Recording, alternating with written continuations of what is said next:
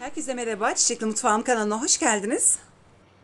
Yapımı son derece kolay ve inanılmaz derecede lezzetli kapya biberle yapılan yağlı biber turşusunun tarifini bütün püf noktalarıyla paylaştım. Deneyenlerin eminim yıldız tarifi olacaktır. Bunun garantisini veriyorum. Hatta lezzeti de dillere destan olmuştur. Bütün püf noktalarını sizlerle paylaştım. Bu arada eğer hala kanalıma abone değilseniz abone olmanızı, bildirim zilini açmanızı ve bu videoyu sonuna kadar izlemenizi önemli rica ederek hemen tarifime başlıyorum.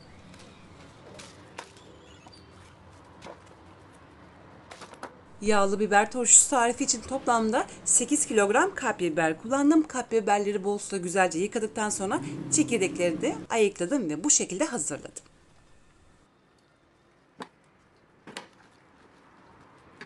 Çok büyük olmayacak, çok da küçük olmayacak. Yani bir lokmalık olacak şekilde doğruyorum.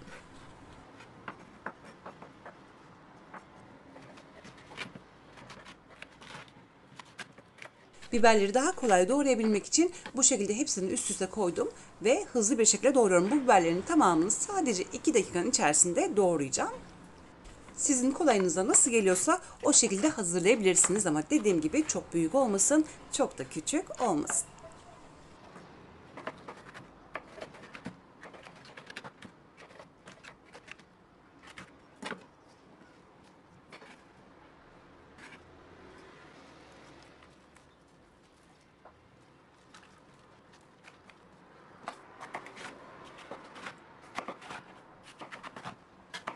Ben geçen sene bu tarifimi yayınlamıştım.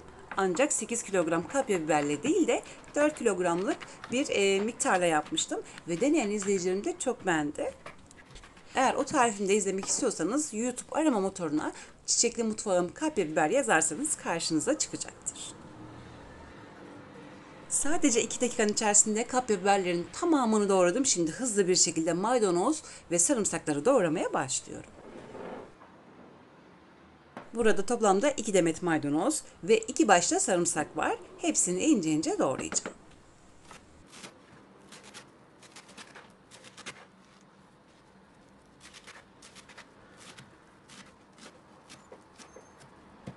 Maydanozları çok fazla ince doğramanıza gerek yoktur. Bu ayar iyidir.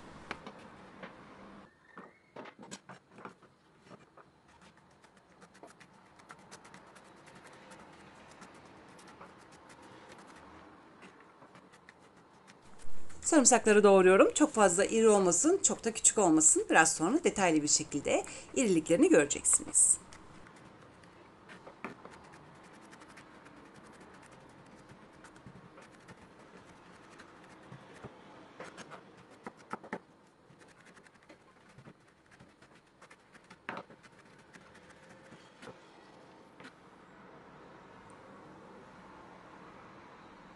Ve bütün doğranacak malzemeleri hazırladım. Şimdi hemen hızlı bir şekilde turşu yapımına başlıyorum. Tencereye toplamda 4 su bardağı, biliyorsunuz ben bütün tariflerimde standart su bardağı 200 milim kullanıyorum. Toplamda 4 su bardağı dolusu zeytinyağı aldım. 4 su bardağı üzüm sirkesi,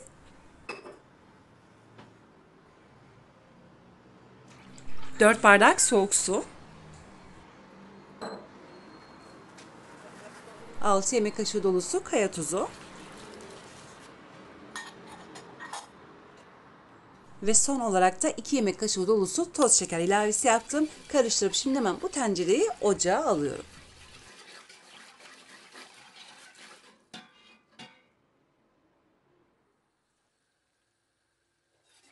Orta ateşte turşu suyunun kaynamasını bekledim. Şimdi hemen hızlı bir şekilde doğramış olduğum kapya biberlerin tamamını içine alacağım.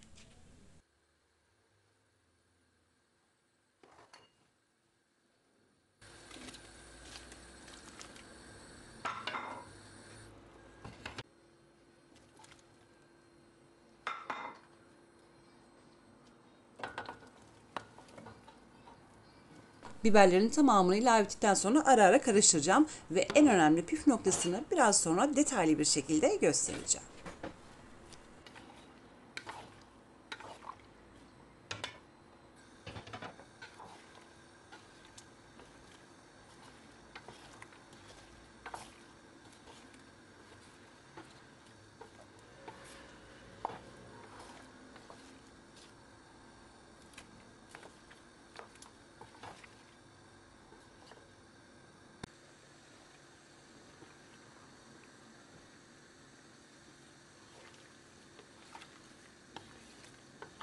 Bu karıştırmayı yaparken biberlere çok fazla bası uygulamıyorum. Narin bir şekilde karışımı sağlıyorum ve ara ara da, hatta sıklıkla da kontrol ediyorum. Bakıyorum ki turşu suyu kaynamış mı diye. Kaynamış olması çok önemlidir. Çünkü ondan sonra da süre tutacağım.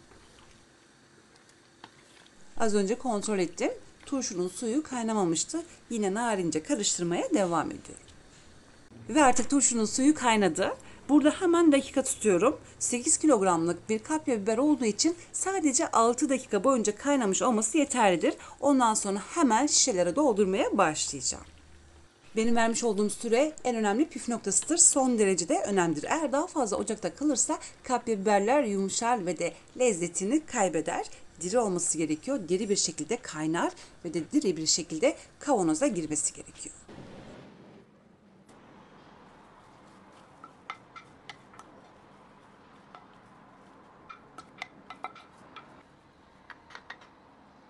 Tencereyi ocaktan aldıktan sonra hızlı bir şekilde doğramış olduğum maydanozları ve yine doğramış olduğum sarımsakları içine ilave edip güzelce karışımını sağladım. Lütfen burada seri olalım. Bu işlemler çok hızlı bir şekilde yapılıp hemen steril etmiş olduğumuz kavanozlara doldurmamız gerekiyor. Burası da yine çok önemlidir.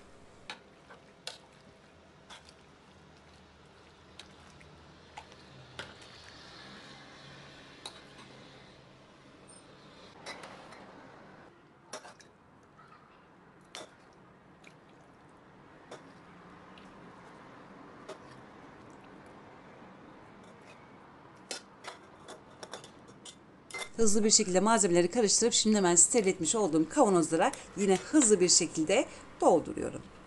Bu arada şunu da belirtmek isterim ki normal şartlarda eğer ben çekim yapmamış olsaydım bu doldurma işlemini ocağın etrafında yapardım. Ocağın altında en kısık mum ışığı ayarını indirirdim. Bir taraftan da doldurma işlemini yapardım. Çünkü burada biberlerin kesinlikle soğumaması gerekiyor. Bu çok önemlidir.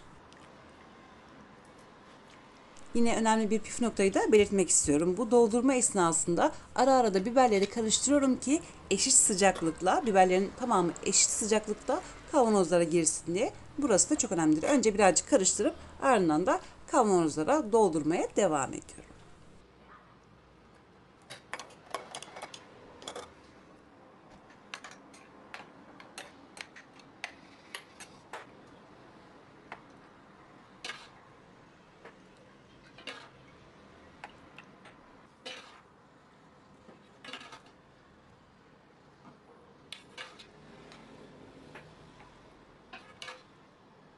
Biberleri kavanozlara doldurduktan sonra şimdi hemen geriye kalan suyu da hemen eşit bir şekilde bütün kavanozlara paylaştırıyorum. Bu arada ben çekim yapma esnasında bu su birazcık soğumuştu. Ocakta yüksek ateşte hemen kaynatıp şimdi hızlı bir şekilde kavanozlara dolduruyorum.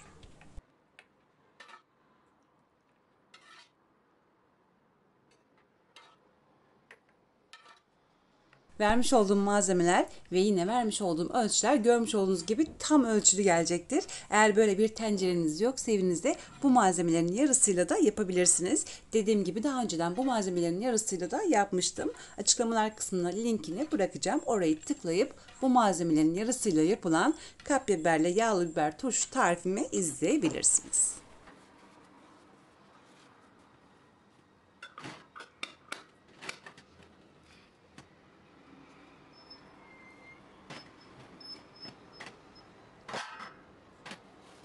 Üç geri bir ileri yöntemiyle kavanozların kapaklarını sıkıca kapatıyorum. Yine bu işlemleri yaparken de oldukça seri olmaya çalışıyorum. Bunlar çok önemlidir. İşte görmüş olduğunuz gibi yapımı böyle son derece basit ve inanılmaz derece lezzetli bir turşu tarifidir. Ben sizlere bütün püf noktalarını detaylı bir şekilde aktardığım için video birazcık uzun oluyor. Ama tarifimi gönül rahatlığıyla deneyebilirsiniz. Asla pişman olmayacaksınız. Kavanozların kapaklarını sıkıca kapattıktan sonra hemen kalın bir battaniye ile bu kavanozların tamamını sarıyorum. Hatta üstüne bir örtü daha örteceğim ki kavanozlar çabucak soğumasın diye. Ve tamamen soğuyana dek, yani bir gece boyunca bu örtünün içerisinde bu kavanozlar kalacak.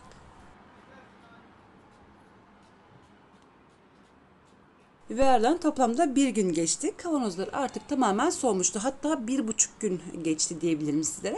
Artık karanlık ve serin bir yerde muhafaza edebilirim. Bu arada raflara koyarken de çok fazla şişeleri sallamayacağım. Bu da bütün kavanozlar için geçerlidir. Bu da önemli bir püf noktasıdır konserve yapımında. Kapaklarının hepsini kontrol ettim. Görmüş olduğunuz gibi hiçbirinde atma yok. Hepsi de güzelce vakumlanmış. Yıllardan beri aynen bu şekilde yapıyorum. Tabii ki de yine bütün konserveler için geçerlidir. Kontrol etmeden kesinlikle tüketmeyin. Yıllardan beri aynen bu şekilde yapıyorum. Şimdiye kadar herhangi bir sorunla da karşılaşmadım.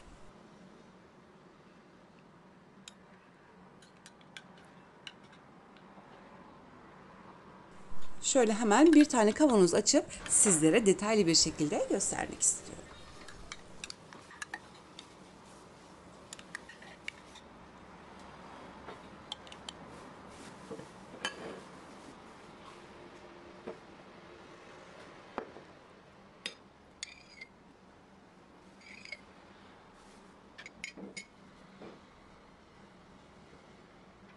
Benim vermiş olduğum püf noktalara uyarak aynen bu şekilde yaparsanız böyle muhteşem sonuç elde edeceksiniz ve dediğim gibi çok iddialıyım. Her zaman yapacağınız bir turşu tarifi olacaktır. Çünkü gerçekten de çok lezzetli. Görmüş olduğunuz gibi rengi böyle parlak ve maydanozları da ocağı kapattıktan sonra da ilave ettiğim için maydanozlar da lezzetini kaybetmedi. Aynen böyle gönül rahatlığıyla bu turşu tarifimi deneyebilirsiniz.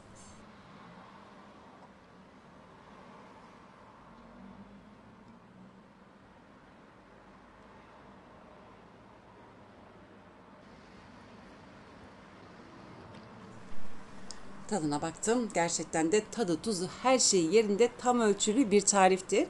Yıllardan beri aynen bu ölçüde yapıyorum. Kesinlikle beni şaşırtmadı. Sizler de gönül rahatlığıyla bu turşu tarifimi deneyebilirsiniz.